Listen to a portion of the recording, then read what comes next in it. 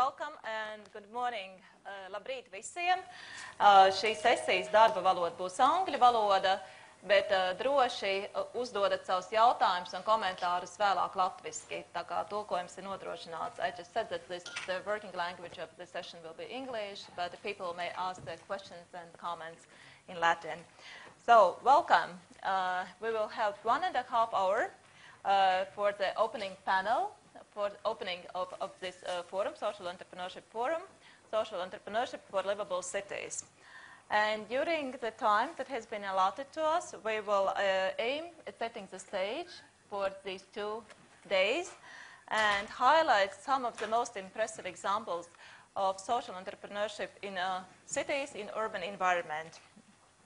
We will look at various journeys that social entrepreneurs are taking in their context, in their countries, and we will discuss the challenges and joys of their work. We will also try to address the question and answer it on why should cities invest in social entrepreneurship? Why is social entrepreneurship, social innovation important for decision makers? And how can social entrepreneurs help cities reaching their policy objectives? As to the format of this panel, the first hour will be devoted to brief presentations from the speakers and the panelists, and then we will have 30 minutes for talking with you.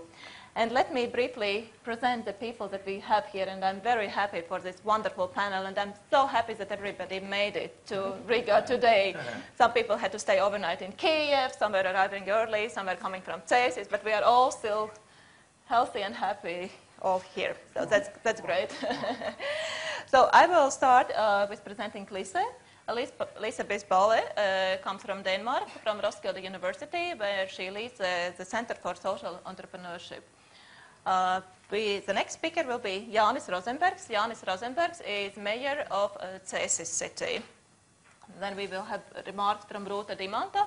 Rūta Dimanta is the leader of a charitable portal, Ziedot, or donate, and this is an online site where people can donate to various charitable projects. We will also have Teele Pehk. Teele has been also traveling for long this week, and you made it to Riga. And Teele comes from Estonia, and Teele is head of Urban Lab, Estonian social enterprise, we can probably call it that way. And finally, I am very happy that we will have Nir Tsuk. Nir comes from Israel, and he has been having a long journey on social entrepreneurship issues, and Nir is leading a shoka in Israel. So I suggest we will start with Lisa's presentation. So Lisa will have 15 minutes time, and Lisa, yes, the floor is yours. Are we hiding the screen? Yes.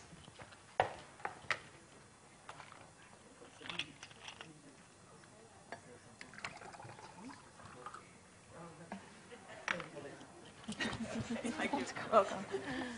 Maybe we should sit. There is a No, screen. but we are hiding. Hello, this way. everyone. Shall I use my... Is that about working, this one? Okay.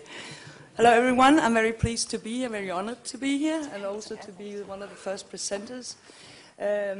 As Eva said, I've come from the university, but I'm not going to make a long-haired presentation today, not at all academic, because what I'm going to do in 15 minutes, hopefully give you a part of my life story as a social entrepreneur.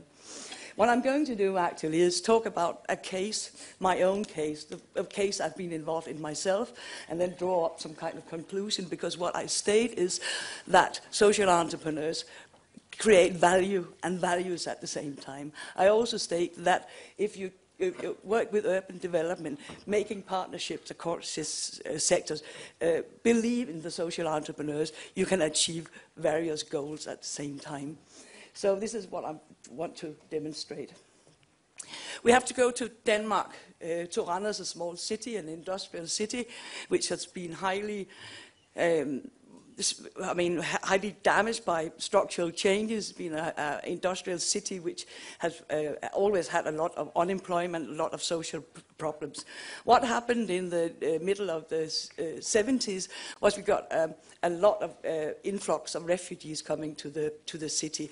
What had happened in Randers, in my town, and all in cities in Denmark, was that in the end of 60s, beginning of the 70s, there was a big expectation of growth. Everything was going well, and we built all these housing areas in the outskirts of the cities.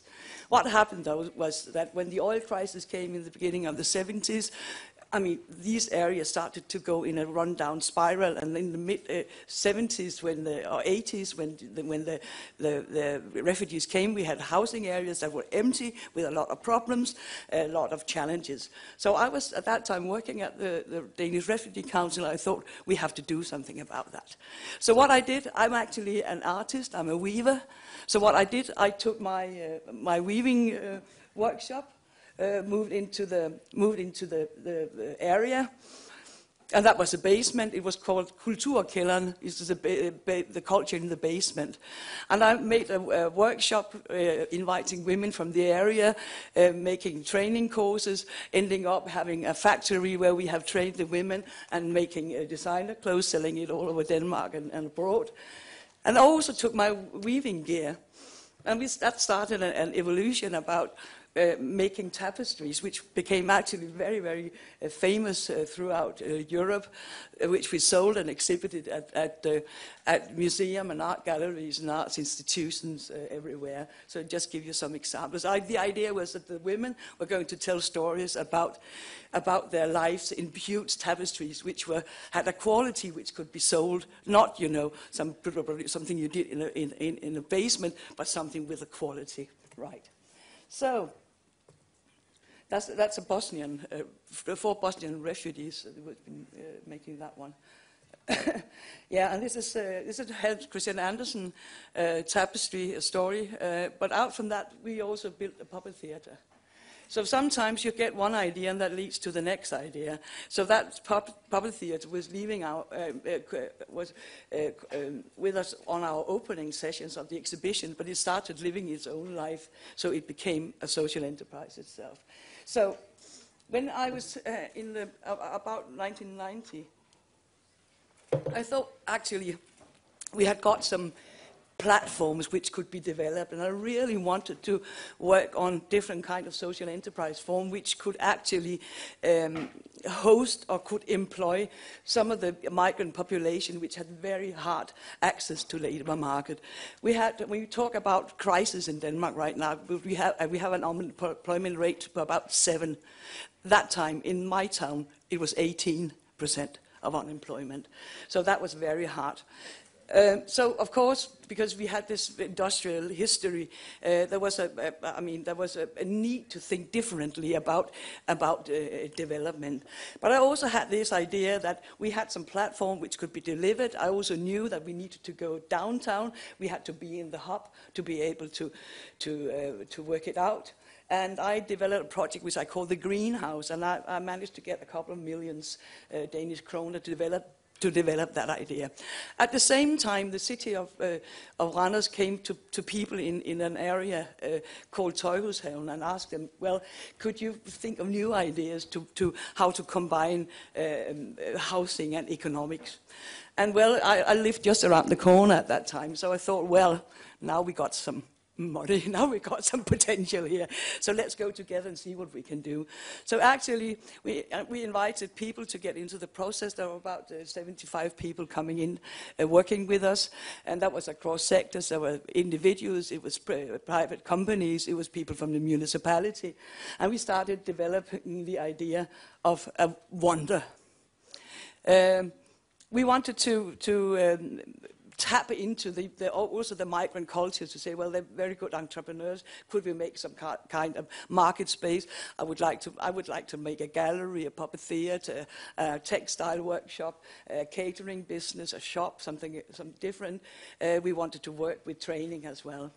So we worked these ideas out, and we had a lot of research. This was a plan of a Turkish bath, or some kind of bath, which was something between, a smoke sauna from Finland and the Gilas, in Budapest, and the hammams in Turkey, where you get things. But that only came into cardboard because it was very expensive to build, and everybody thought that was a great idea we had to build this complex. But every time we said, well, we only need 30 million, then we had a problem.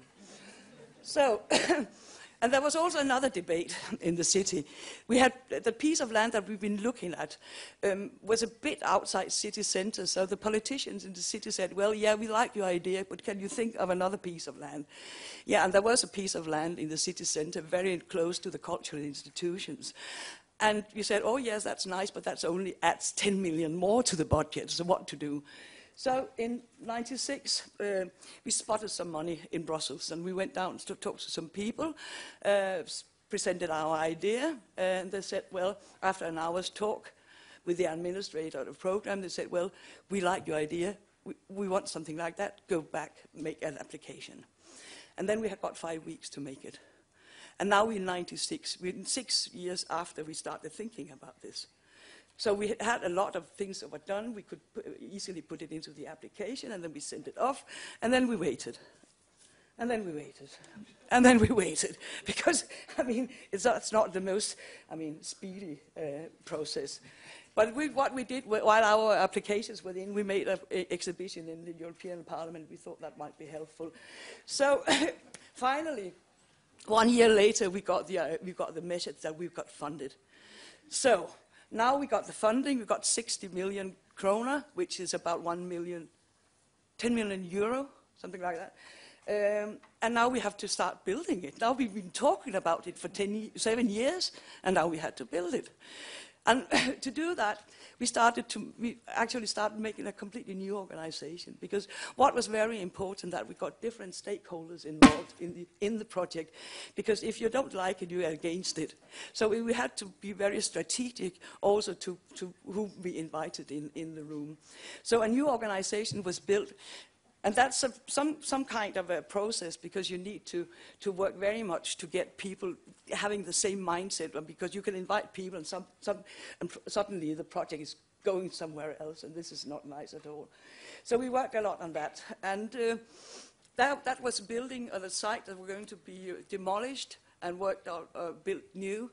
And in the building process, we asked the companies who were actually going to do the work to employ or make job training schemes for refugees. So that was a demand we had for the companies who were involved. So in 2000, the building were there, 4,000 square meters with a lot of different activities and lots of. I'll just give you a quick tour. This is the entrance. Outside there's a cafe. There's some shops with different kind of handicrafts. This is a sort of street which is covered, so you can have a lot of different activities. That's a shop. That was our shop where we sold products from our workshops and products from partners in different countries. This was our weaving gallery. This is the biggest Elvis Presley museum outside Graceland. We got veggies, we got butchers, we got hairdressers, we got this, we got that, we got studios, we got theatre. And we also trained entrepreneurs, because we knew that it was very important that the people who were actually going to be in the hub, that they had sustainable businesses. So we had a training program called the gas station. You come in and you get some gas and you go out again. So, got some different spaces for conferences and exhibitions. This is a record cover exhibition. And we got the outside space to make a lot of different performances and different shows. We also built a house, that's a yellow house there, for young people, residents, because we thought it was a nice way to get young people involved in the project, but it also fit nicely into the plan, because it gave us quite a bit of money in co-financing, which is also a thing that is needed, okay? So, if I should look, what is it true that does it create something here? So I'll point at a few things where I think it has created value. And the first thing I would say about social value. First of all, it created a lot of empowerment for the people who's actually been involved. There's been a lot of people participating in the project, people who are not normally getting into local development processes. It has created employment and social capital. And to be boasting a bit, we were selected as one of the 20 model projects on the big urban program from 95 to 2000, which is tons and tons of euro distributed all over. And the European Commission were actually evaluating our project, and what they're saying was Underværket, the wonder, has strongly empowered marginalized groups. And why? And they say, what has it done? Yeah. We have created a participation of the local community in the process. We have made an interesting and transferable model which could actually be applied everywhere else. There were well-developed training concepts. Training has always been a part of the thinking about the urban regeneration and then the holistic thinking. So urban regeneration is not only about houses, it's not about physical structures, it's also about physical structures, but it's also about something else. Right. In Underværket, when we opened Underværket, the wonder, we had created 61 new jobs. And that was job that's never been there before. So our idea about this should be a locomotive or a vehicle for economics development, we were right there.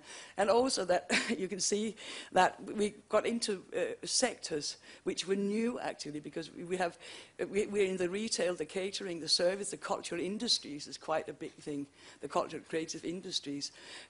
So we managed to get jobs created in areas where there were no jobs before, as a substitute for the jobs that were not there anymore. My colleague Lars Hulgaard has also been looking at my case a long time ago. Now I'm working with him. And Thomas Bisballe is actually my son. He's been working with Lars. And they were looking at how policy network, how social capital, what does that play when you talk about to lift projects like that. What they were saying, they're making this figure where they say Kulturkælderen, which was my old organization, had very strong links bonded to local activities and local citizens, businesses and whatnot, tenants organization, and also to the municipality as such. But we also had the connection on the international level and on the state level. And what they're claiming is that the fact that we were able to bridge that social capital, which was sort of created on the local level, was actually what made the project lift. So social capital can be something to look at. Right, that was the wrong way. Okay, the economic value. What happened was we established a lot of enterprises. When we opened Underværket, we had 22 new enterprises created. And in a 6-year period from 1999 to 2000, no, 5-year period from 1999 to 2004, 77 new enterprises was created. And that was enterprises created by unemployed people. Some of them have probably got bust since then, but at least that was quite an impressive number. We created new products and services because we created product and services which wasn't there before. And we generated investments.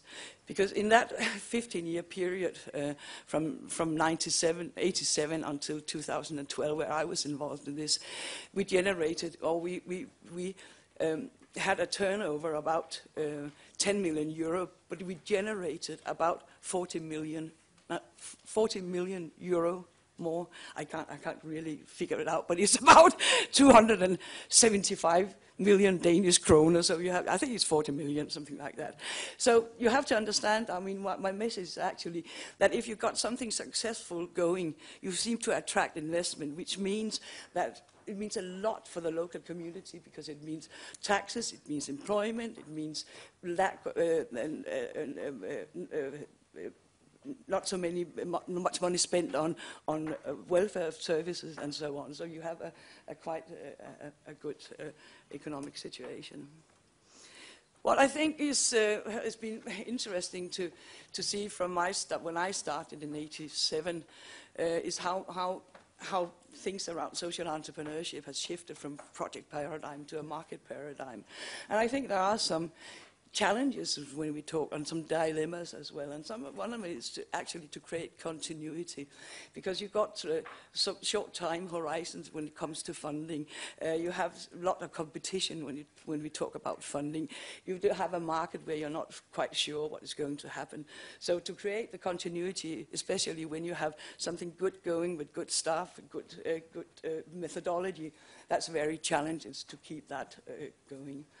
And then when the enterprise grows, it has to, sometimes it seems to stagnate in a way, because you get so self-concerned, and now we sort of lean back, and that's very, very, very dangerous to get into that position.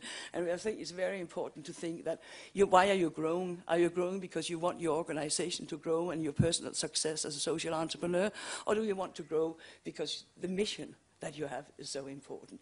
You have to walk the talk. If you want what other people to take people in employment, for instance, or do good, you have to do it yourself. So 30% of the people employed were people we have trained ourselves. When we were at the highest level, I had 45 employees. I had a problem with recognition from the private sector. They had a bit sort of arrogant attitude towards what I was doing, because they thought, oh, you're not really business. And I got so pissed off, to be honest. And I told them, well, I will guarantee that I will say it's easier to run a normal private business and run a business where you've got 2 or maybe 3 bottom lines, because it's much, much more complex. And that's what I think what you're doing is actually manage complexity. And I'll just give you a slide about my organization in 99, actually. It's just a sort of a snapshot. Do I have more time? No. 3 more minutes. 3 more minutes, then I'll just rush through, because what I was saying is that if you think about creatively and holistically around urban development involving different sectors, I think you can achieve more objectives at the same time. So in our case, and that's not only what I've seen in my case, but in the case I've been studying around, is that, well, you activate citizens, important. You have job and enterprise creation, important. You have new product and services, important. You make integration between cultures, important. You create intercultural competence. You accumulate social capital, but you also use social capital. You nurture democratic processes. You create wealth, reinvestment, generation of investment, and you improve the image of the local area. So I think more policy objectives can be reached at the same time. So what does it take? I think there are some crucial factors. Establishment of partnership is very essential, but it's not easy.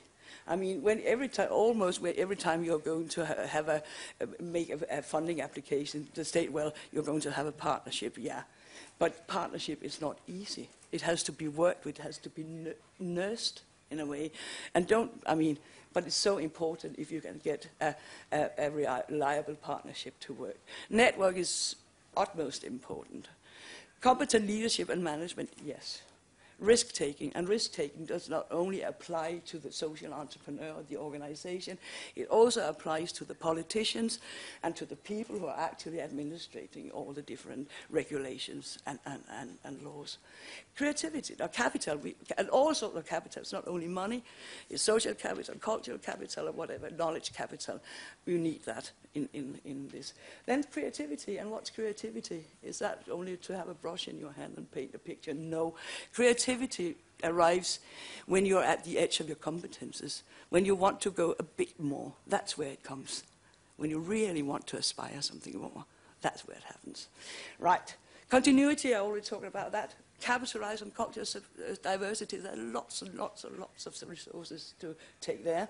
Think of synergy and complementarity, and you have time and time enough. Because it took us 10 years from we started thinking about the wonder till it actually was there. Thank you.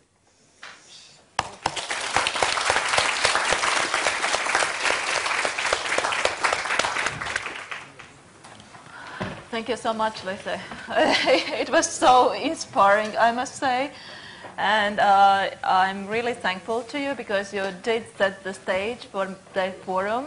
You touched upon many issues that we are also aiming to address today and tomorrow. And if I may ask, just out of curiosity, where do you get the energy for all this impressive work? Yeah, I think I might have to turn this on now. I think if you think it's important enough, it's okay, you have the microphone here. It's okay. If you think it's important enough what you're doing, because I mean, for me it was also a personal thing. I didn't want my son to grow up in a racistic society. So that was my sort of personal, point. Then I think I've always been, as a person, fairness is a thing that I've always stood for. And then if you are together with people, you can see you have a success, you can see that thing grows, you have fun. You get the energy. Thank you.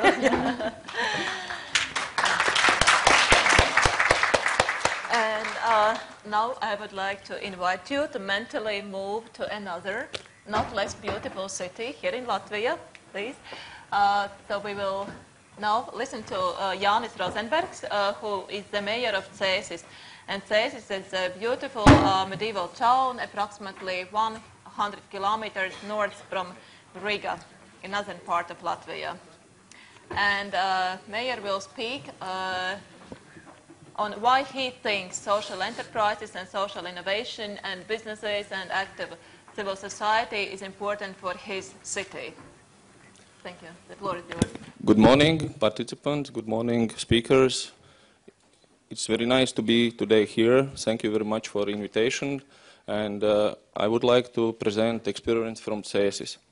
It is possible to today speak in two languages, Latvian and English, and I would like to prefer in Latvian much clearly express our best things from Cēsis. Tātad Cēsis ir viena jauka, skaista maza pilsēta. Mums ir vecs pilsdrups, mums ir tīra vide, mums ir daudz pasākumu, bet man šeit jārunā, vai es varu arī staigāt? Jūs varat staigāt. Var staigāt, ja? Jā. Bet ar to varbūt ir par maz, lai būtu daudz laimīgi cilvēki. Ieslēgt, Jāni, vajag ieslēgt mikrofonu, es atvainojos. Pociņi tad jāiespiež. Augšā. Augšā pociņi, jā.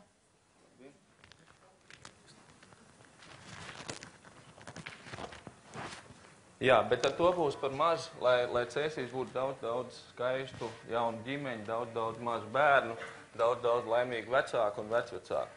Un tāpēc mēs darām daudz lietas, kas veicina to, bet mums ir daudz vēl ko darīt. Un tā kā jūs nākat no daudz un dažādām Latvijas malām un pasaules malām, tad pavisam varbūt īsi, kur mēs īsti atrodamies. Mēs atrodamies apmēram 90 km uz ziemeļaustrumiem no galvaspilsētas, ļoti labā ģeogrāfiskā novietojumā. Mums ir daudz lieli šīs te automašīnu līnijas, dzelzceļš, lidosta, un katrā ziņā mums ir tāda ļoti laba ģeogrāfiskā dislokācijas vieta.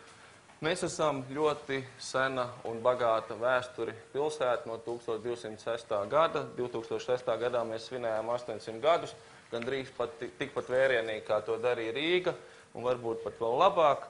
Un kopumā mums ir 18,000 iedzīvotāji. Protams, tas ir diskusija avots pēdējos gados, cik daudz tad ir patiesībā iedzīvotāji.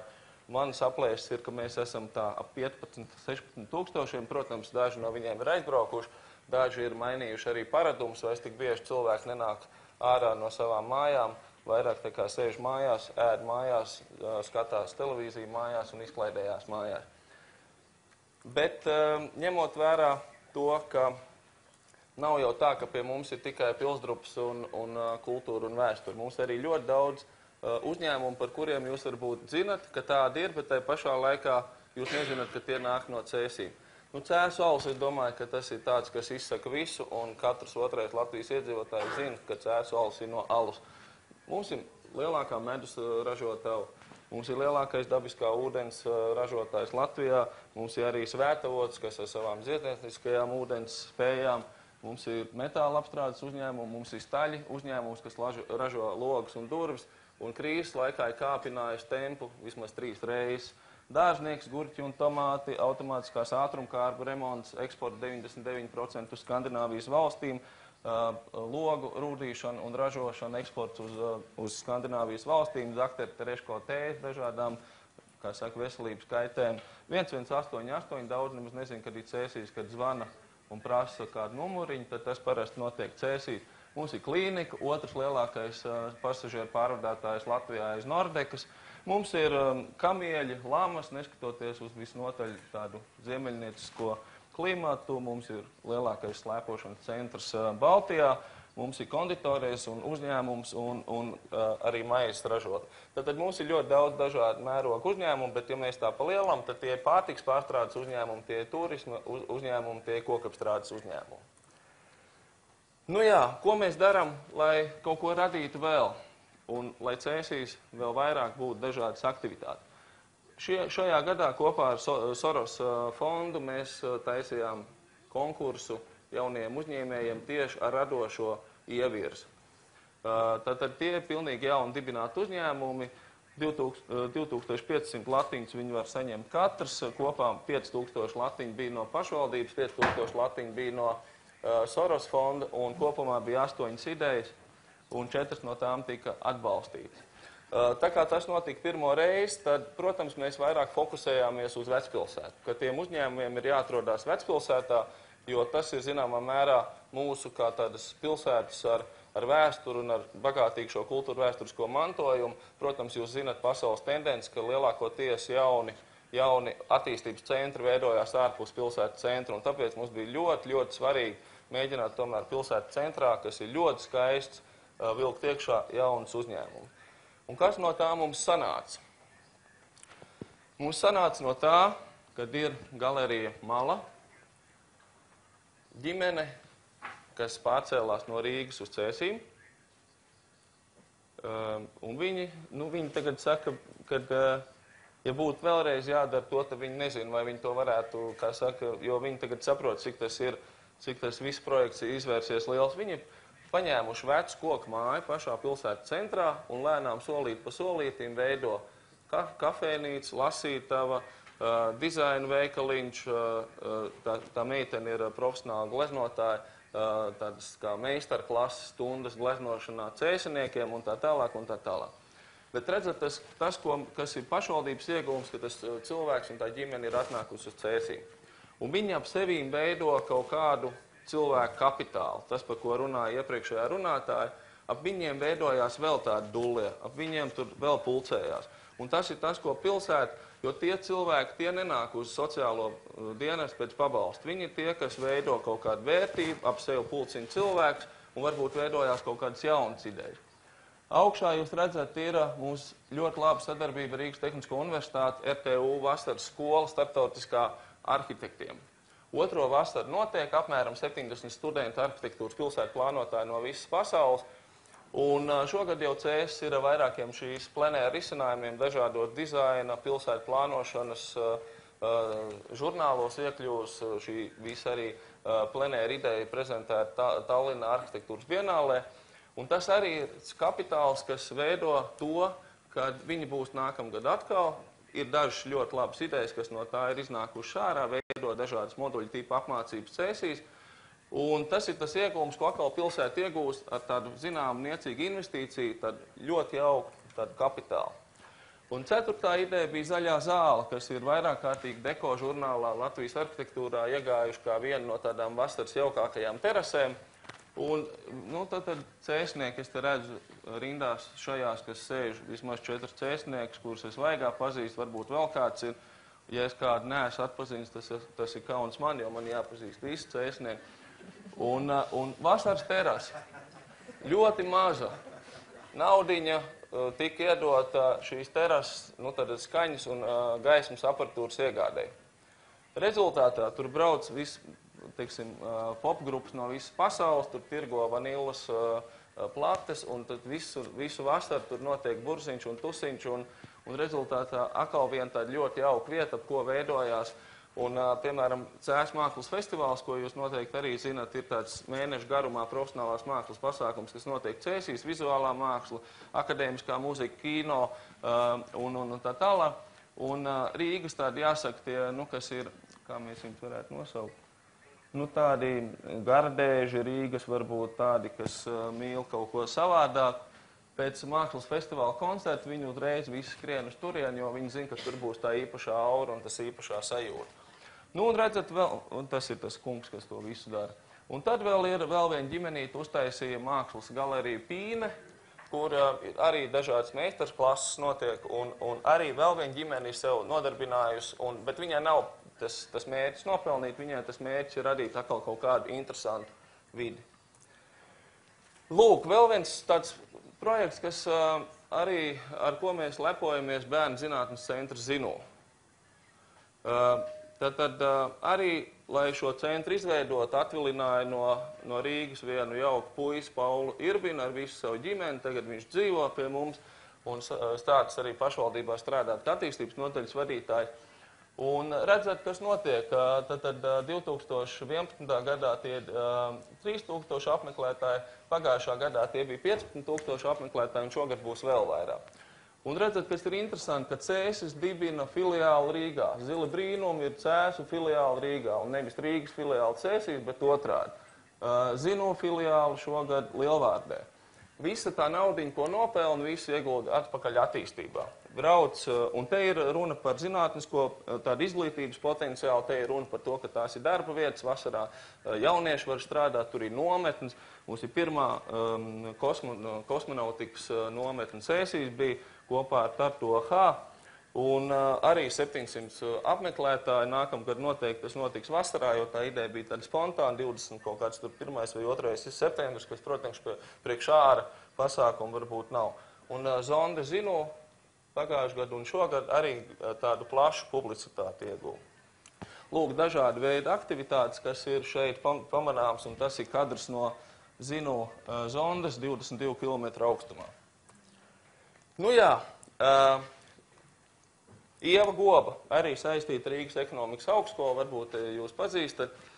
Nu, redzat, tad mēs, cilvēki grib no Rīgas nākt ārā, un ņemot vērā, ka viņi kaut ko grib darīt, tad mēs viņam iedavām tādu smuku mūjišu, ko rīkoties.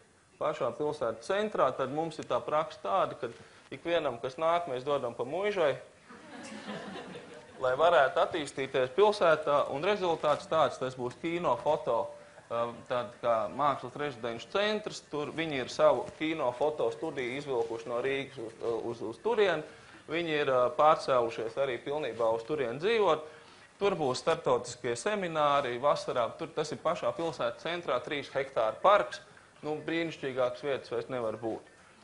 Un atkal redzat, labi, viņi kaut kādas savas lietas, ko viņi tur dara, to viņi darīs, bet ap viņiem atkal veidosies viss tā vide, kas ir mākslinieki, kino, foto, teiksim, dažādi producenti var braukt pa ziemu dzīvot, un pagaidām, protams, jūs redzat, cik viņi bija smuka, un šogad vasarā kaut kāda darbiņa tur sākās, pēc 2 gadiem, es domāju, būs pavisam cits skats. Vecais alusbrūzs, kas ir pašā pilsētas centrā, tad Cēsu alus darītava ir vecāka alus darītava Baltijā. Un 2000. gadā alus darītava pārcēlās uz jaunām ražošanas telpām. Palika šī te telpa. 6-7 gadi viņa stāvēja tukša, kamēr Žagarkungs, kas rīko mākslas festivālu, sāka viņā īstenot dažādas mākslas aktivitātes. Redzat, modernā māksla, es nezinu, ir kādreiz tādi, kas arī saka, kas tur ir un kāpēc tā tas ir, bet tā ir tāpēc modernā māksla, kad kādreiz mēs nesaprotam, kas tur ir domāts, bet tāpēc arī tas ir interesanti.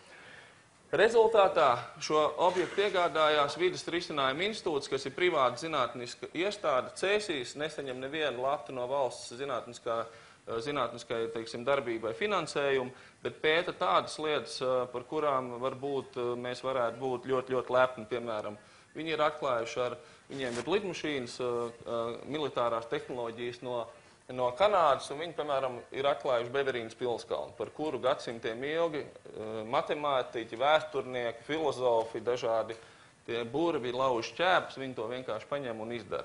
Un tagad pie viņiem brauc strīpām vēstnieki no dažādām valstīm un brīnās par to, kā tas viss ir izdevies.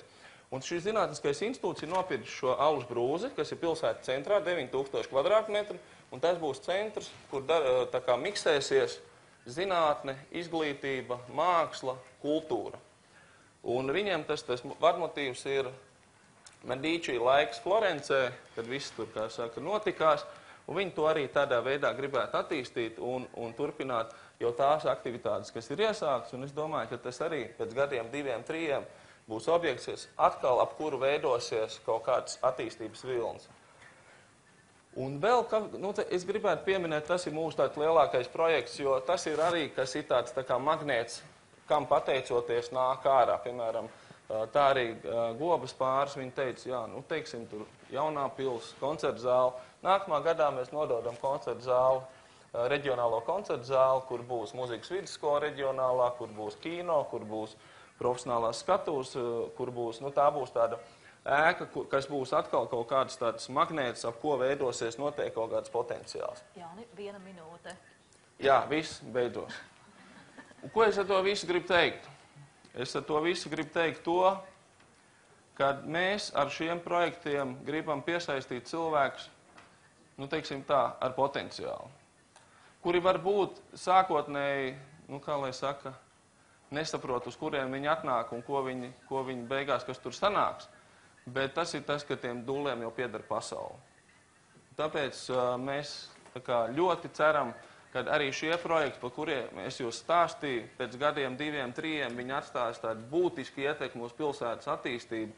Un pēc 6 gadiem, ja jūs man uzaicinās konferenci, tad jau varēsim stāstīt par nākamajiem panākumiem. Paldies, lai jums jauka dienu. Stāstīt varētu vēl daudz un plaši. Paldies!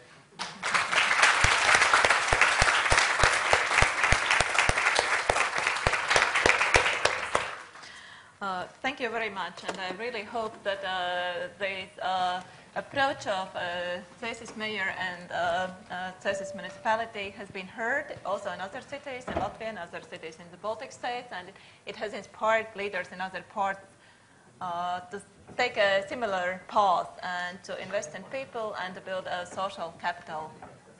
Thank you. Now I would like to invite Rūta, Dimanta. Rūta is a chairwoman of the charity portal Ziedot LV, Donate LV, and she herself has also taken a journey of a social entrepreneur. So we will hear Rūta's sober assessment of this journey. Rūta, the floor is yours. Good morning for everyone. So, thank you, Eva and Andris, for invitation. I'm very happy to be here, and my presentation will be about my experience, my challenges, and my dilemmas. So, but I will speak in Latvian because it's more comfortable for me. Labrīt visiem, un kā jau es teicu, es gribu pastāstīt par saviem izaicinājumiem un saviem neatbildētajiem jautājumiem vai dilemmām, kas man ir izveidojušies darbojoties sociālā uzņēmēja darbībā. Es neesmu pētniece, es neesmu akadēmiski izglītot šai jomā, man nav tādas teorētiskas zināšanas šai jomā apakšā, un es eju tam cauri kā praktiķis. Un tieši tādēļ man ļoti interesanti būt šeit un šos jautājumus apspriest. Bet sākumā es sākšu ar vienu lietu, ko es jums lūkšu padomāt. Šis zirgs ir no mūsu jaunās kolekcijas, mūsu sociālā uzņēmuma jaunās kolekcijas. Tas ir ar rokām tamborēts zirgs. Lai viņu izgatavotu, ir nepieciešami satamborēt 40 atsevišķi rombiņi, viņus sašūt kopā, izveidot formu, attiecīgi noformēt, un tad viņš ir gatavs būt pie jums. Tas mans jautājums, ko es jums lūkšu padomāt manas prezentācijas laikā, īpaši tad, kad es runāšu par tiem neatbildētiem jautājumiem vai izaicinājumiem, par kādu naudu, par kādu atalgojumu jūs būtu gatavs šādu zirgu radīt. Ja jūs mācētu rokdarbus veikt. Rokdarbniece šo zirgu taisa dienu, veselu darba dienu. Tātad 40 satamborēt, visu salikt kopā. Lūk, es pēc tam atgriezīšos pie šī zirga. Šeit viņš ir visā savā krāšņumā. Lūk. Savā prezentācijas sākumā gribu, lai jūs saprostat, kā mēs nonācām ar savu labdarības organizāciju līdz sociālajiem uzņēmumam. Un šīs, man liekas, ir tās pamatlietas, tās vērtības, kuras arī sociālā uzņēmuma kontekstā darbojas mūsu organizācijā, jo mēs saprotam, ka cilvēce izdzīvos tikai tad un vienīgi tad, ja mēs būsim vienoti cits ar citu ar līdzcilvēkiem. Un kamēr mēs nepārstāsim salīdzināt, sacensties, kamēr mēs nepārvarēsim savu ego, mēs tikai liksim citiem ciest, mēs sev liksim ciest, mums ir jāsaprot, ka mēs esam saistīti katrs šajā pasaulē. Un ir šī te vienotība un doma, piemēram, ka mēs varam mīlēt viens otru, bet nedalīties, tā ir ilūzija. Un mūsdienu, teiksim, rietumu sabiedrība, kura bija aizgājusi ļoti individualismā dziļā, ka individualitāte, izcilība ir tikai vērtība, tad nākam atpakaļ pie tā, ka indivīds nevar būt izcils, nevar būt, ja viņš nebalstās citos cilvēkos. Arī ģēnijam ir vajadzīgs frizieris, arī ģēnijam ir vajadzīgs kāds, kas šušuj, viņam uzvalk vai kas izslauk viņa grīdu. Un, respektīvi, ka šis te kopējais labums ir tas, kas garantē mūsu personisko katra individu labumu. Un no tā tad izriet šī dabiskā dalīšanās. Un tad kāda tad mūsu sociālā uzņēmuma priekšvēsture? Labdarības organizācija Ziedot LV darbojas 10 gadus. Mēs esam ļoti klasiska labdarības organizācija, kura ir radoša, inovatīva, kuras galvenais mērķis ir veicināt pozitīvas sociālas pārmaiņas, risinot tās problēmas, kuras nerisina valsts vai pašvaldību sistēma un kuras nav interesantas klasiskam biznesam. Un tas mūsu mērķis, šīs sociālās pārmaiņas īstenot, ir ar pašas sabiedrības spēkiem. Un sākotnējais, tas pirms 10 gadiem, mehānisms bija ziedojuma piesaiste. Tātad saņemt no sabiedrības finanses no vietējās un ieguldīt atpakaļ tās vietējā sabiedrībā šīs finanses, tādējot sniedzot palīdzību. Un bija lieli ambiciozi mērķi, un es varu teikt, ka 10 gados mēs esam ieguldījuši labdarībā, Latvijas labklājībā 12 miljonus latu vai 17 000 eiro. Un šie te ir ieguldītie resursi 99% apjomā nāk no vietējās kopienas, no Latvijas.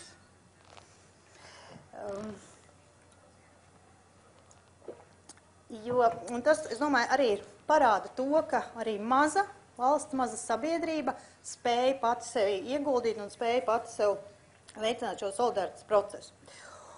Un darbojoties labdarības organizācijā, ļoti daudz labdarības organizāciju darbinieki nonāk pie tā punkta, kad viņi saprot, ka viens ir labi palīdzēt risināt problēmas, kaut arī skatīties uz to problēmu sakni, nevis respektīvi tikai sekām, bet saprot, ka tev jādomā plašāk, jārisina plašākas lietas. Un 2007. gadā faktiski bija tāds pirmais aizmetnis, kas nav sociālā uzņēmēja darbība, kas bija darba vieta radīšana un palīdzības sniegšana ģimenēm ar bērniem invalīdiem. Mēs radījām tādu programmu Mīļa auklīte, kas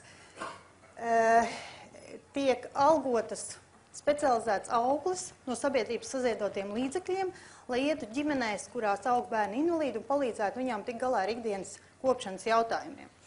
Un tā atšķirība no klasiska augļu dienesta, faktiski tajā laikā vēl debīga augļu dienesta īpaši izplatīta, bija tā, ka algu sniedza sabiedrība, sabiedrības sniegtais finansējums arī nomaksāja nodokļus par šīm auglēm un ģimenes saņēma palīdzību. Tas bija tāds pirmais aizmetums, bet faktiski mēs nonācām pēc nepieciešamības pēc sociālā uzņēmuma, ka 2009. gadā, kad Latvija piedzīvoja krīzi, es domāju, vietējiem Man nav jāstāst, kas tas bija, kas tā bija par bedri. Un es teikšu tā, kamēr es nebiju šajā te laukā, sociālās uzņēmuma darbības laukā ielikusi, es daudz par to interesējos, es lasīju visādas koncepcijas un ziņojumus un pētījumus, un es biju pārliecināta, ka tam ir nākotne, es tam ticēju, un es teorētiski zināju, kā tam jādarbojas. Un pašlaik, kad kopš 2009. gada, tātad 4 gadus darbojos, es esmu krustcelēs, man ir ļoti daudz neatbildēt jautājumu, ļoti daudz pretrunu, man nav ilūzija. Un par to es gribētu diskutēt. Respektīvi, 2009. gads bija tas izšķiešanās, kad fonda ikgadējie tādi apgrozējumie līdzekļi, kurus mēs izsniedzām palīdzībā, bija 2 miljonu latu, tātad 3 miljonu eiro. Un es sapratu kā vadītājs, ka, lai es veiktu šo te ne tikai finanšu grāmatvedību, bet vadības grāmatvedību, tātad visu kopumā skatīt, plānot un saprastu, kas notiek mūsu 2 miljonu ikgadējā saimniecībā, pieņēma lēmumu, ka mums vajag ļoti kvalitatīvu grāmatvedības programmu. Softu tādu, kas palīdz skatīties ne tikai finanšu grāmatvedību, bet kas dod dažādās dimensijās un spēj paskatīties, kur mums ir bīstamā zona, kur mums ir lieki resursi, kas notiek mūsu, teiksim, šajā te lauciņā. Un, lai iegādotos labu programmatūru, mēs izvēlējāmies Microsoft Dynamics, kas ir ļoti dārgs produkts. Un es kā labs saimnieks, un kopā ar savu padomu, mēs domājam, kā šo lietu izdarīt tā, lai nenodarītu ar lieliem ieguldījumiem pārsavē labdarības organizācijā, jo skaidrs ieguldot lielu resursu tādā pamatlietā, kā grāmatvedības un vadības programma, tas palīdz, bet tas neatpelna sevi tādā tīri finansiālā. Un tad, zinot šo sociālās uzņēmēju darbības konceptu, mēs nolēmām, ka mūsu organizācijai būs savs sociālais uzņēmums, kurš tad nopirks grāmatvedības programmu, sniegs mums pašiem pakalpojums un ļoti labā, teiksim, pie labiem, teiksim, apstākļi sakatīs un mūsu darbības spēs atpelnīt. Ja, tad sniegt arī šo grāmatvedības pakalpojumu citām organizācijām un arī biznesām. Mēs nodibinājām sociālo uzņēmumu, kur 70% pamatkapitāla piedara labdarības organizācijai, tātad Ziedot LV, un 30% zadarām privātpersonu investoru, kas bija gatavs investēt 30%, lai tātad nošektu šo pamatkapitālu. Pamatkapitāls bija liels 100 000 latu, bet tas nav tikai grāmatvedības programmai. Kas ir ļoti svarīgi no Latvijas likumdošanas viedokļa, šie te mūsu 70 000 vai 100 000 eiro vai 70 000 latu ieguldījums nebija nācis no ziedojumiem, jo likums liedz nodot ziedojums biznesa mērķu sasniegšanai. Šos te 70 000 mēs, tātad jau 8 vai 7 gadu laikā bijām ļoti mērķtiecīgi no savas uzņēmēja pakalpojumu sniegšanas, no savas, ko fonds bija veicis neliels uzņēmēja darbības, bijām atlikuši, lai veidotu, sev būtu tā kā drošības pilvens no vienas puses un otras puses izaugsmē. Tāpēc es gribētu teikt, ka pagājušā gada konferences Ontesā bija pētījums par Latviju ceļā uz sociālo uzņēmēju darbību, kur bija kļūdaini norādīts, ka fonds Ziedot savu pamatkapitālu saņēmis kā ziedojumu. Tā nav, tas bija, un tas ļoti būtisks no juridiskā viedokļa. Lūk, pašlaik mēs sniedzam grāmatvedības pakalpojumus ļoti nelielā apjomā un nodarbinām jaunās māmiņas, kas var attālināt darboties, jo šī programma ļauj. Lūk, un faktiski 2009. gadā, kad es teicu, mēs dibinam sociālo uzņēmumu, tā vairāk bija laba saimniekošana, nevis sociālais uzņēmums. Un tad 9. gadā, kad mēs tev piedzīvojam to lielo krīzi, tad ar labdarību nācās sniegt palīdzēt tiem cilvēkiem, kas spēja paši uzņemties par sevi atbildību, kas līdz šim ir par sevi rūpējušies. Tad tās nebija sociāli tādas klasiski neaizsargātas grupas, kas nāca pie mums pēc palīdzības.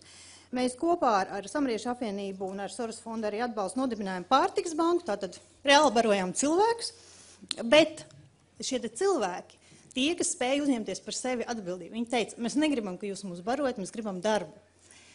Es kā labdarības organizācijas vadītāja sapratu, ka darba vietu radīšana ir ļoti grūts process. Mūsu valdība visu laiku runā, ka jārada darba vietas, bet kā to izdarīt? Un izlēmām, ka mums jādod darbs tiem, kurus klasiskais bizness neņems. Tikko viņš atkopsies, viņš ņems labākos, tos, kam nav bērni, tos, kuri ir veseli, kuriem labas izglītības, klasiska konkurence. Mēs gribējām dot darbus tiem, kuri ir spēj par sevi vēl uzņemties atbildēt, bet kuriem ir dažādi ierobežojumi, kur konkurencei krītas. Tātad māmiņas ar maziem bērniem, kas dzīvo mājās, tie ir cilvēki ar invaliditāti, gan mentālu, gan fizisku, tie ir ilgstošie bezdarbnieki. Un tātad nepilna laika darbs vai darbs, kas veicams mājās. Mūsu sapnis, mūsu sapnis bija radīt kvalitatīvu preci, izmantojot cilvēku jau esošās iemaņas, tātad veikt,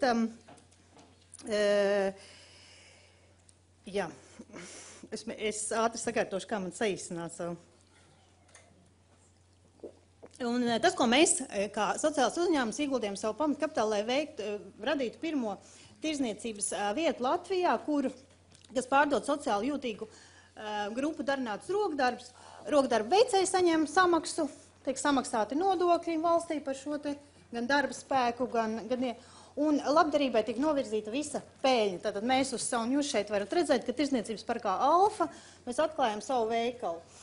Katrs pircējs varēja balsot ar savu balsi par pirkumu, kuram no labdarības projektiem viņš grib, lai atdod šo te pēļņu. Un kopš 2010. gada, kad mēs esam atradušies šajā te tirzniecības parkā Alfa, tātad lielākajā Latvijas tirzniecības parkā, esam devuši darbu 51 cilvēkam. Manuprāt, tas ir daudz. Un, ja mēs tagad paskatāmies no mūsu tā sociālā uzņēmuma darbība, tātad šis te rokdarbu, tātad tirgus, tās nav tikai rotaļlietas, te var redzēt mūsu vienu no reklāmas plakātiem, kad sociālais uzņēmums cilvēkos raisa ļoti lielu uzticamību, jo viņi saprot, ka dara labu darbu. Un mēs spējam saņemt atbalstu šī gadījumā no tirzniecības centra puses, kas bija barteris ar reklāmu, ka nebija jāmaksā nauda. Mēs spējam saņemt mēdīju atbalstu, jo mēdīji novērtē šādu aktivitāti. Mēs saņemam reklāmdevēju atbalstu, kas mums sniedz reklāmas, teiksim, outdoor reklāmas un televīzijas par pašizmaksu. Un mēs saņemam lielu sabiedrības atbalstu. Jo, sabiedrībā zināms cilvēki gatavi reklamēt mūsu lietu un tā tālāk. Lūk, un viss ir ļoti skaisti, bet ir ļoti daudz izaicinājumu. Un tiem, kas mēģinās uzsākt uzņēmēju darbības, gribu teikt, ka šie ir tie riski, par kuriem vajadzētu padomāt, ar kuriem mēs saskaramies. Lūk, domājot par šo te zirgu. Veselu dienu cilvēks strādā. Cilvēks ar, piemēram, invaliditāti vai cilvēks, kas pieskan mājās savu bērniņu, viņa darba ražīgums, diemžēl, ir zemāks nekā pieprasītajam darba, kā saka, tirgus subjektam. Tas nozīmē, ka sociālā uzņēmuma algojot šādus cilvēkus, mums ir augstāka pašizmaksa un automātiski zemāka konkurētspēja. Tātad, ja mēs darbu dodam tiem, kas izkrīt no darba tirgus. Mums ir vismaz 3 iespējas, kā mēs šo te varam risināt. Tātad, maksāt mazāk, tik cik viņi tiešām nopelna par to dienu, maksāt cienīgu atalgojumu, bet tātad mēs ciešam kaut kur zaudējumus, kādam par to ir jāpiemaksā, vai nu gala pircējiem vai uzņēmumam. Trešā iespēja ir teikt, jā, mēs gribam būt sociālais uzņēmums, mēs gribam savu peļņu novirzīt labdarībai, un mēs neņemsim darbā tos nabadzīņus, kur nevar būt ražīgi. Mēs ņemsim normālu tamborētāju, kas var riktīgi uztamborēt. Un mēs varam paņemt no Ķīnas šo te zirgu, pasūtīt Ķīnā, mums viņš tiks atsūtīts par $8, mēs viņu varētu notirgot par, piemēram, 40 eiro, mums būtu lieliska peļņa, un mēs viņu ieguldītu labdarībā, bet tas nav sociāli atbildīgi. Otra lieta, kas ir sociāli atbildīgam, jā, ir produktu izēvielas. Ja jūs sociālais uzņēmējs, mēs pērkam izēvielas šeit Latvijā, lai nenodarītu pāri citiem uzņēmumiem. Viņas ir 2 reizes dārgākas nekā, ja mēs ņemam no Ķīnas. Mazumtirdzniecības izmaksas. Vidējā pārdevēja alga ir 300 eiro. Es nevaru cilvēkam, kuram mājās ir smagi slims bērns, skatīties acīs un teikt, nāc strādā pilnas lodzi, tu saņems 300 eiro uz rokas. Mēs radīsim palīdzības saņēmējus šādā veidā, jo cilvēks nevarēs ar to izdzīvot. Un pirktspēja. Mūsu produkts, ja mēs esam ļoti godīgi visos etapos un atbildīgi, ir dārgāks. Šāds zieks, cik jūs būtu gatavi par viņu? Šī sieviete, kas redz, viņa prasa par viņu tikai 5 latus. Šie materiāli maksā otrus 5 latus, tie ir 10 lati. Tirzniecības izmaksa ir lats, lai samaksātu šīm te pārdevējām. PVNs ir 3,2 lati, labdarība aiziet 4. Šis zirgs maksā 18,5 latus mazuma tirzniecībā. Tā ir ļoti liela summa, ja blakus veikalā no Ķīnas šāds maksātu, 3 reizes lētāk. Līdz ar to, kas ir pirktspēja, man saka, eksportējiet. Eksportējiet uz Vāciju, tur viņi pirks. Ja? Mēs būsim tie paši ķīnieši vāciešiem un vācu uzņēmējus vietējos spiedīsim lejā, nāksim ar šo te pašu. Man tā ir dilēma, jo, atnāk lētais darbspēks. Lūk, tā kā, vai tas ir godīgi pret vāciešiem. Un, protams, tas, kas ir ēnu ekonomika, ka ir blakus veikals, kur mammai saka, nāc, tev iedošu kešā, nemaksā tos nodokļus, ja? Tā ir vēl viena problēma, ka, ja mēs darbojamies biznesa vidē, kur augsta ēna ekonomika, un īpaši tirzniecībā, kur ēna ekonomika algu jomā ir ļoti liela, tad mēs tā kā krītam ārā. Un trešā lieta, ko es gribētu padomāt, vai mēs ar sociālo uzņēmēju darbībā atbalstu vispār nekropļojam tirgu. Tādā ziņā, ja mēs nodibinām organizāciju, kura piedara sociāli jūtīgai grupai, un cepam cepums, un blakus ir ģimenes uzņēmums, kas cep cepums, bet viņš nav. Viņš ir klasisks maziņš uzņēmums. Mēs šeit sociālā jūtīga grupai iedodam biznesa startam naudu, uzdāvinam. Šai blakus ģimenei mēs nedodam klasisks uzņēmums. Mēs viņiem varam aizdot uz procentiem. Vai mēs nepadaram to mazo uzņēmumu ar šādu te intervenciju arī mazāk konkurētspējīgu un par palīdzības saņēmēju. Lūk, te ir, es varētu vēl daudz runāt, bet tas ir īsumā. Paldies! Šis ir uzaicinājums uz mūsu kievsku atklāšanu, kur jūs tos zirgu varēsiet nopirkt. Thank you so much, Rūta, for the honest and thorough story of your social enterprise and your thoughts about the context in which social enterprises can operate. I would love other panelists to comment on your presentation, but I will do it after we will hear all speakers. Now I will have time. Well, please, if I may. Well, 8 minutes. And Teele, Pehk, is founder and leader of Urban Lab in Tallinn. No, this is wrong. And from what I heard, this is a wonderful initiative to test urban innovations and to provide value to citizens of Tallinn city and decision makers. Labdien! I'm very glad to be here in this diverse panel. So please come to Estonia now, to the dear neighbor of Latvia. I'm presenting you what's happening there and what is the Estonian Urban Lab that I'm leading currently. So this is just one example of social entrepreneurship in Estonia. So in short, it's a competence center of urban thought and action created in 2006, and I'm involved with it since 2008.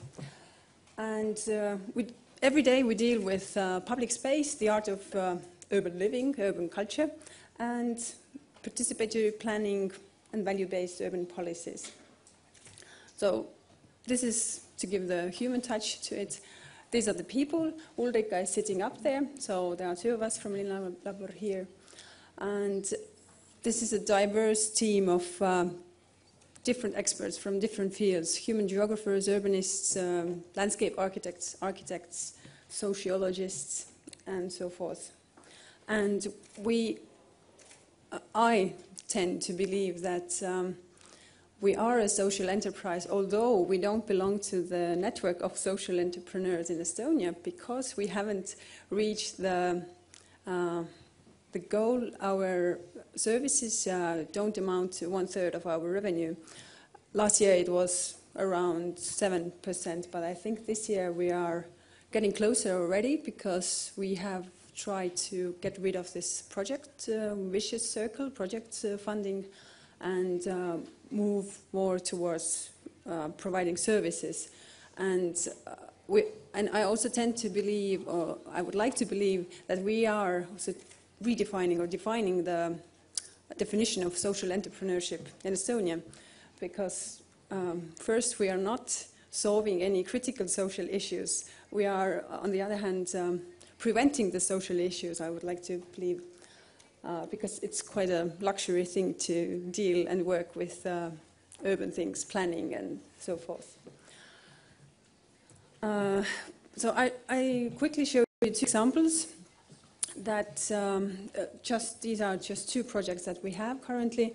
There are many more, but I think these described quite well our beliefs and our philosophy, and they all bring together these our core topics. So it's creating concepts and providing education and offering solutions to different problems in order to achieve urban sustainable urban development and happier cities, happier people, and so forth. So one example is it's a very small town close to Tallinn, Saue, 6,000 residents, and we are consultants for the city government there in order to regenerate their center. There is no center at the moment. It's an industrial and warehouse district. So, and it's a very small town, but still they are very ahead of the times, because they went for this collaborative planning approach. So they hired us to consult them on how to engage more people, how to engage residents, how to engage the landowners and the other entrepreneurs in the town in order to create something new, to also create better image for the city government. So this is still an ongoing process, but we believe that this is a good example of how things in the future can be and should be. And we have organized several workshops already, and they created the concept how this all the process should be. And actually we don't know how it will go, how it will end. We are hoping that we will reach the point where the detailed plan for this new center will be composed out of these visions and ideas that the process is generating at the moment. And shortly about another service that we are providing. These are urban walks, different and alternative experimental excursions, mainly in Tallinn, but if somebody wants, we can organize them anywhere, actually, mainly in Estonia. So these are, we have worked out several topics that we provide, for example, the seaside of Tallinn, central seaside of Tallinn, or the miserable suburban life, but actually not so many orders have come on these topics, but more we have offered urban walks for different conferences and different educational events as a sub-program. And as you see, we are not only walking, there are also bike tours, and this is a new thing in Estonia, because so far we only have the touristic tours in the old town mainly, and architectural tours that focus on objects, on buildings. But we are more focusing on maybe processes and the history, the present, and the future. Well, this is basically it. You can find out more from our website and from Facebook, and I'll be presenting one other project about neighborhood movement in Tallinn in the afternoon session. So I'll give more space for questions and discussion. Thank you.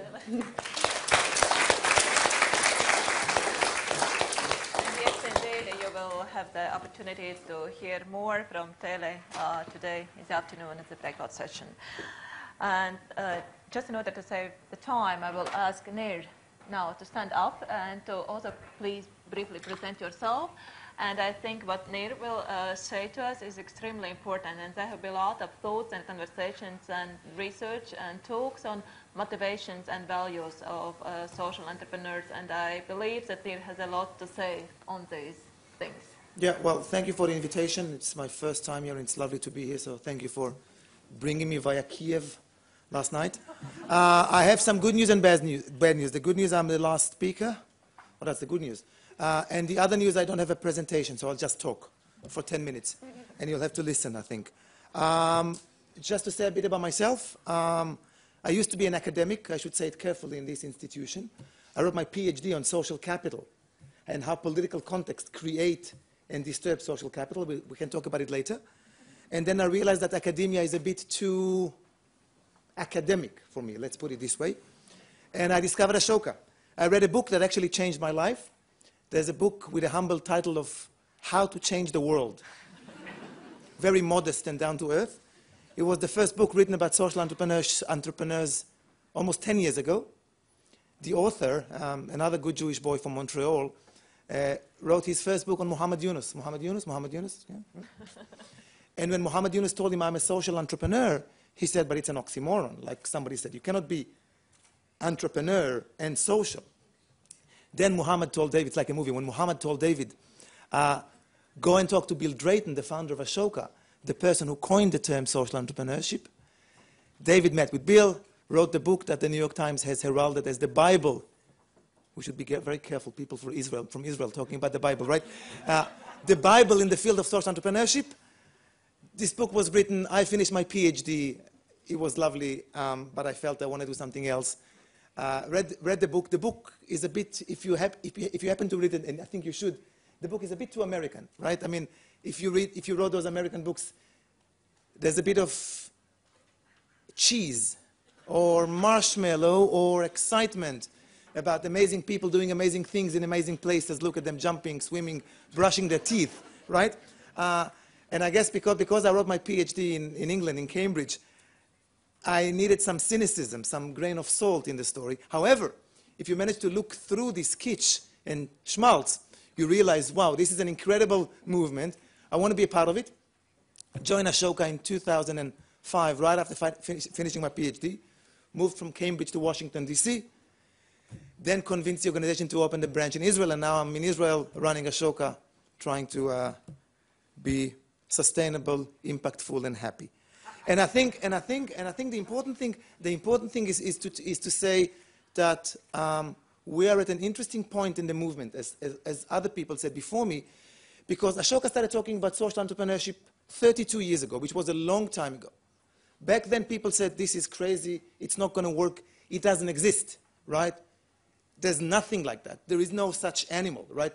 I mean, we shouldn't talk about the elephant in the room, but about the horse in the room, right? And we have Chinese horses, and we have German horses, and we have Russian horses. We should have an auction after the session. How much would you pay for the horse? No, and it's interesting. I'll try to pick up on some of what other people said and try to weave it into what I'm saying. Speaking of weaving, I think weavers are real entrepreneurs, right? It's all about weaving. If we're talking about the network, if we're talking about taking separate threads and creating a new fabric, this is exactly what we're talking about. How to create a new urban fabric, how to create a new national fabric, using existing materials and trying to put them together. I loved also the whole idea of the gas station, right? You create a gas station, people come, drink, get some gasoline and energy, and move forward. I think social capital is crucial for this thing. And I think we should think, when we talk now about social entrepreneurship, about the role of businesses, the role of social enterprises, and the role of government. It can be local government or national government in creating social capital. And social capital, as some of you may know, it's this super important foundation or ecosystem of trust and collaboration and creativity, all the wonderful things we talk about all the time, but don't really know how to create, or don't really know how to sustain, or don't really know how to spread or scale up. So these things are I think, fundamental for the next 2 days we will talk about. Again, Lise said wonderful thing. We're moving from a project paradigm to a market paradigm. By now, after 30 years of talking about social entrepreneurship, we know that there is a market. There is a field or a subject called social entrepreneurship, Actually, some people would say it's no longer a field, but actually a mindset, right?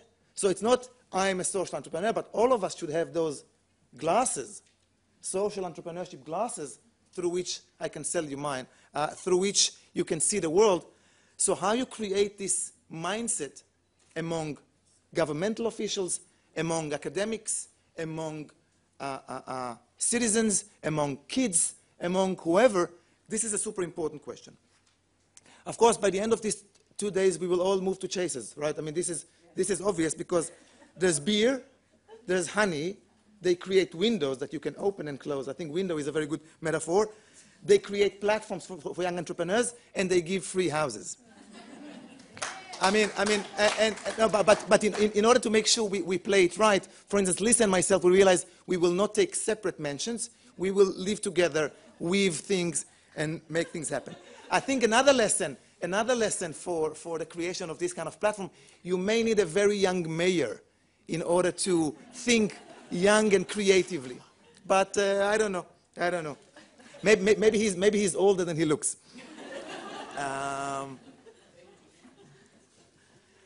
And I think what we should talk about is try and take. You were talking about experimental and alternative tours, right? In Tallinn, taking to miserable urban suburbs. I think we should take an alternative tour in the field of social entrepreneurship for the next 3 minutes and try to understand what we have achieved as social entrepreneurs and as people supporting and promoting social entrepreneurship, and what is yet to come. Because I think, as we said, by now, people know that social entrepreneurship does exist. And they know that social entrepreneurs perform an important role in society, in economy, in education, in all that stuff. And we know that these people interact with the public sector, they interact with the financial sector or the business sector. I think what we should talk about now, and we can discuss that throughout the next 2 days, is to make sure we don't only agree that there is such an animal, such a horse, such a beautiful horse called a social entrepreneur, but how we create the ecosystem that would support these people and that would make the right connection between these people and themselves and these people and the rest of society. Because, for instance, I come from a very entrepreneurial country, Israel. I mean, I don't know if you know, I mean, some people would say too entrepreneurial, right? And we will not talk politics today at all, at least not now. And the beautiful thing about some of the statistics about Israel, Israel has more startup companies registered in NASDAQ than all the European Union put together, which is crazy. Yeah, it is. And what we're trying to do now, for instance, for Ashoka in Israel, is try to learn from the high-tech entrepreneurs and the biotech entrepreneurs and all these other tech entrepreneurs to understand what kind of an ecosystem they created and what kind of relationships with governments or with foundations or even with Italian universities, what kind of connections they have in order to make it happen in the social field as well. So we realize we need some kind of platforms. And the platform can be physical or can be virtual. Super important. We realize you need some hubs, as we said, as you've created, some geographical hubs. We realized you need face-to-face meetings, like these meetings. Right? I mean, of course, we could have all this event online, but it would have been the same. Also, a very important thing that we learned from the high-tech industry in Israel, you need a media channel. You need a media outlet and use a tool through which people could tell and people could hear. And I think one of the most important things is we need to understand the mechanisms in which we can not only create, because I think we know what it takes to create the right kind of social enterprise or the right kind of social entrepreneurial idea, right? It takes the crazy person, just like we know from the stories here. It takes the crazy person, it takes a personal need, it takes some excessive amount of energy, right? People who cannot sit quietly and would like to weave and create galleries and do these things. You know, my grandmother grew up in Austria, and she said that people like us have kein Sitzfleisch, right? You speak German. They don't have sitting flesh. They cannot. So I guess all the entrepreneurs, it's kind of Some of them have a beautiful mental issue, right, from which we are all enjoy. So this kein Sitzfleisch, how do you make sure you maintain and sustain it? How do you make sure that it's not only about the creation of the crazy idea, but next year we create another kind of house in a different city in Denmark? Or how we create a similar solution in another country? How you scale up, how you replicate, how you spread. I think these are the interesting challenge of the movement now. And I think we can talk about social entrepreneurship as a movement. Again, the beautiful thing is that you have such conferences. I mean, of course, you are all super special, right? But there are such conferences in dozens of countries nowadays. There are many social entrepreneurship conferences. People don't talk about it as an oxymoron, but talk about it as an important locomotive for economic growth, for well-being, for empowerment, for solidarity, for political power. So, first of all, you are in the right room. And B, there are many other like-minded crazy people around the world who are eager to do what you're doing or to learn from what you're doing. So I think we're going to have incredible 2 days. Thank you.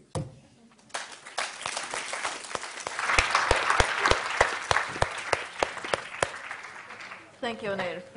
Thank you indeed. I want the horse. I want the horse. I guess I will open the floor now for questions and comments. Please do use this opportunity of 13 minutes to squeeze out the last juice from our speakers. So where are the microphones? Any hands? Hands. I can't see any hands after this motivational speech from Nir. Okay, there are 2 hands here and there. So I would suggest we take 3 questions. Irina, here. Yeah, but I can be loud.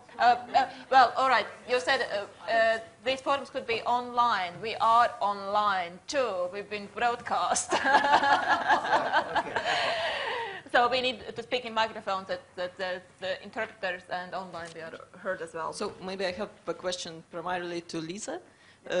Thank you for your presentation. And the question comes from the context of the Baltic states when we are used to adopt some concepts coming from Europe, you know, here, and then we start desperately searching for some local experience and examples which could fit this concept. So my question is, when you started your activities in Denmark, not with this house, but these previous ones with not grocery, but weaving, did you think about these activities in terms of social entrepreneurship? How did you mark these activities for yourselves? No, Lisa, if I may get another question. Yeah, sorry. There is a girl behind you. I just wanted to ask the mayor of Cēsis. I think it's a great example of what you told us, and I was actually very surprised to hear that also the Source Foundation was involved in funding this opportunity, because in Latvia there are quite a lot of people who are very skeptical of the Source Foundation. So I just want to ask you, who gave you the courage to pursue this collaboration and partnership? So. The right person is there. Egida, you want to have a question? No? Okay. Okay, and the third question up there, if you can pass on the mic. No, you have to speak in the microphone for the online and the translation. I would like to thank Rūta for the fantastic presentation, because the kind of issues that you picked out are the ones that I have been thinking quite a lot about as well. But the one question that I always kind of think about is, why does it always happen that the kind of social enterprises are usually the one kind of funky, small one, cultural types, you know, like scarves or boots or something like that. But we never get out of those, we never get huge companies that do great stuff. What we do have are these small, nice things and initiatives, but it's kind of, sometimes you think it's another scarf, it's another jumper, it's quite nice, the idea is cool, but it's just another one of those, if you know what I mean. So that's one kind of an issue that I keep on struggling with, I guess. Thank you. Thank you. All right, the fourth question I will. I'd like to thank all panelists for a very different levels and approaches to insight. My reflections are more upon what the difference is between, or the movement between, creating socially responsible businesses and social entrepreneurship. Because I think that the approach towards having socially responsible businesses is not that far away, looking at the way the movement goes. When I was looking at the horse, I probably would give it double the price, but this is above and beyond what purchase power is here. However, if you or anybody else were to have it manufactured in China or Asia or wherever, you would probably be sending it to an environment that has very many human rights violations in terms of all kinds of practices in doing business, where which means you would be behaving in a socially irresponsible way to further possibly socially responsible means. So, question to you is: do you see, and to whoever wants to respond, is there a movement? Because that's what I take away from this environment, having worked a lot with trying to create socially responsible business in an industry that is seen as extremely irresponsible, namely the oil and gas industry. So what are your reflections? Thank you very much. So I will invite now Lise to respond to the first question. Did you think of yourself as a social entrepreneur when you started your journey, if I may sum up your question? I don't know if it works. Does it work? Yes. Yeah, okay. No, not really. No, it doesn't. Oh, okay. No, that was my answer. That was it. No. Could you elaborate on that? Yeah. No, the thing is that I've thought very much about my organization structure. And that put me into these kind of dilemmas, or I had to choose in a way, because what I was seeing was, well, I'm doing this, this is a private initiative, should I do this as a private business? And on the other hand, I said, well, it could also be something that the public sector could have done easily. So why should I organize it as a private company? I landed in between when I chose, the organization which sort of surrounded the activities. And it was not until, I think, in the mid-90s when I was invited by the European Commission in a working group about unemployment or employment of marginalized groups. We were 20 people from Europe. And I met people from Portugal and Italy and Spain. They were talking about social economy, social corporate, social. And then suddenly I said, yes, I'm one. Because suddenly I realized I was in the middle. I was not private, I was not public, but I was in the middle. And I in a way, I say, well, I was doing things which could be done by the public, but I do it on the terms of the private sector. Thank you, Lise. Now the question to the mayor of your friendship with George Soros and Cēsis.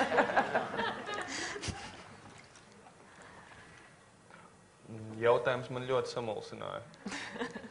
Es nebiju aizdomājies līdz tam. Redzat, mums nav varbūt, es nezinu, man galvenais ir rezultāts. Un man liekas, ka rezultāts ir lielisks, un es tiešām, tad, kad jūs formulējāt jautājumu, es domāju, bet kā, Kāpēc jautājums? Man nekāda problēma nav ar Soros fondu.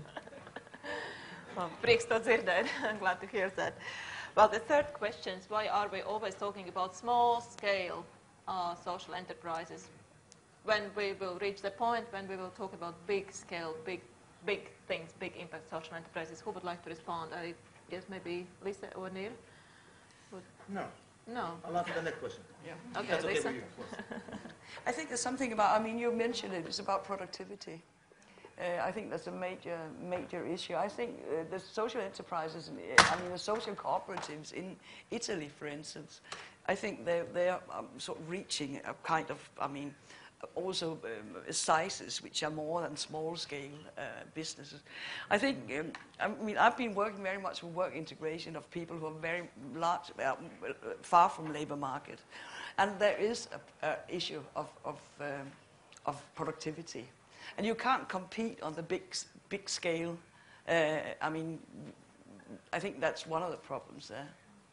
And then to find the right product as well. I think we got quite an interesting organization in Denmark called the Specialist Foundation, who works with people with autism. And the first Ashoka Fellow in Scandinavia. Exactly, yeah. And they work, I mean, they're sort of getting into, but they're so specialized in their services. So that's another thing. Thank you. Rūta, you have a comment too? Ir, ja. Jā, tas tā ir varbūt problēma, tur ir divas problēmas. Viena ir uzticēšanās vai sociālam uzņēmumam, kurš pieder sociālai grupai vai labdarības organizācijai, kāds investors spējīgs uzticēties, lai investētu lielu naudu uzreiz. Es domāju, tā ir tāda arī uzticēšanās jautājuma. Bet otrs, ka mēs, tie mērķi ir lieli, jo, piemēram, šajā gadā no mums korporatīvās dāvanas ir nopirkusi pasaulē trešais lielākais uzņēmums lauksaimniecības mēslojumu jomā, Uralchim, Krievijas uzņēmums, kas saviem Eiropas klientiem sūtīs korporatīvās dāvanās zirgus. Ja?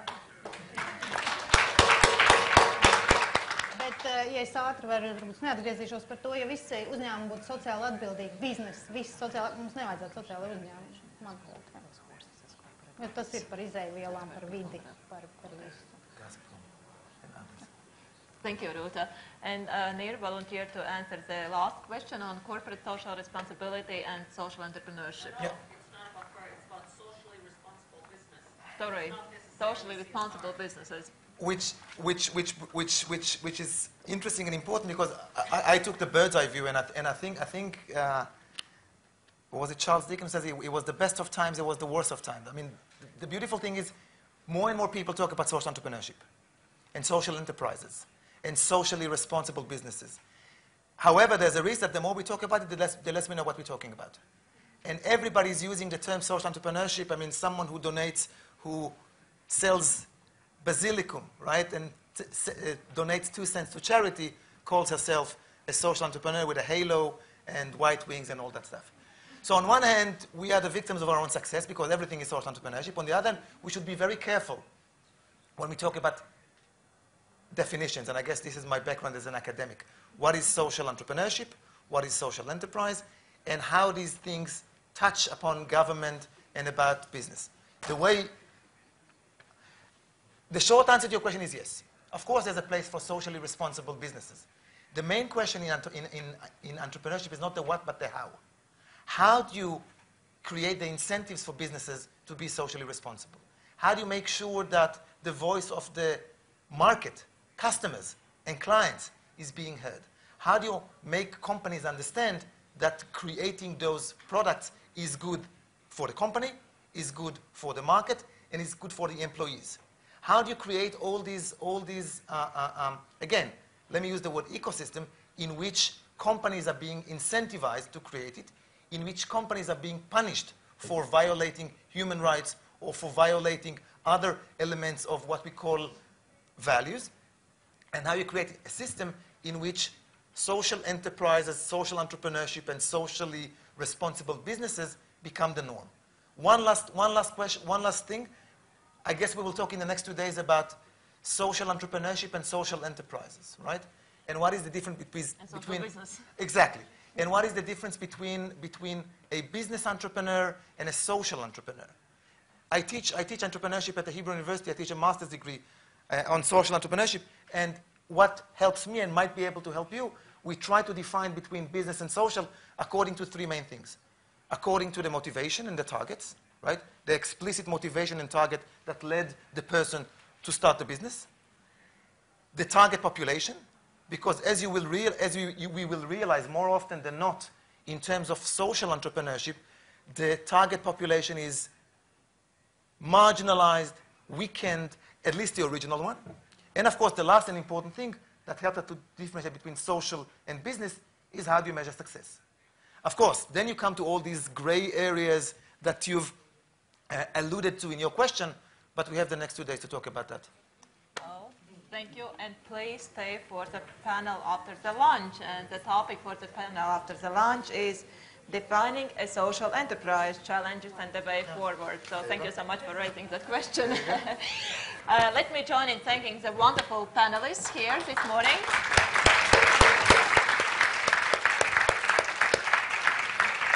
And please go downstairs for a lunch break, and we will be back in this room at in 1.5 hours at 2:30. Yes, we will.